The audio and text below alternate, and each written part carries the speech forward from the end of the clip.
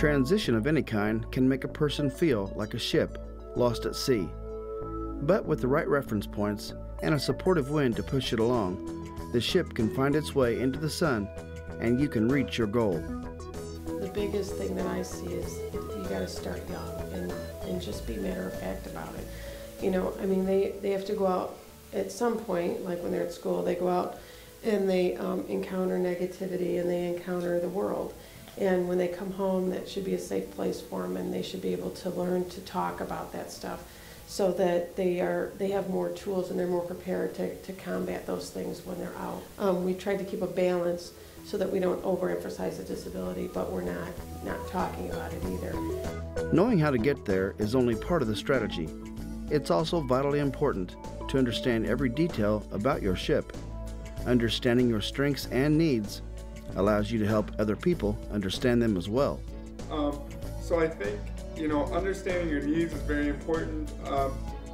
I mean, as much as I knew about my own disability, it also taught me more about my disability, because I was forced to look at the way that I did things in the past, and also adapt that to what I was looking to do, you know, in the future, having to rely on people that didn't know me as well as my family did.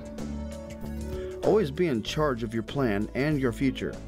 Don't be afraid to ask for what you need, and use the resources available to keep you on the right heading. And I was also the only person in a wheelchair at Bradley until my junior year, and so I just worked really closely with the disability office in getting any accommodations I needed. One of them was the 2 freshman buildings, the dorms, were not accessible. And so I had to live in the sophomore dorm.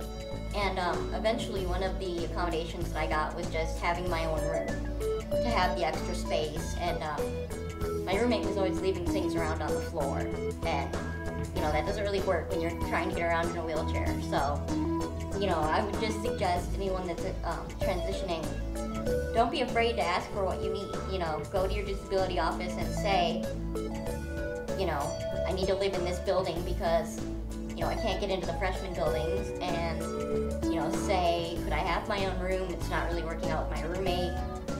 Finally, when all the preparations have been made and you're getting ready to move into adulthood, remember to keep your eyes forward and the ship heading in the right direction.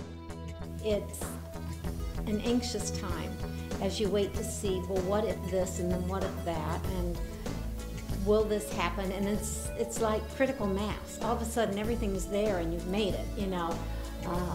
I feel the contentment of knowing it's going to be all right. You know, this is happening, this is what we'd hoped. Certainly there are a lot of times when your dreams don't come true, but I firmly believe you got to dream them, because if you don't dream them, they will not happen. There is no one else out there that's going to put these things in place if you don't have that vision and if you don't stick to it to see if you can make it happen. Personally, I'd rather be disappointed myself that something didn't occur than to have not tried. Yeah, I can. It's very simple. You just have to believe in yourself and to be yourself. If you get scared at first, that's fine. But while young, you'll be just fine until you graduate.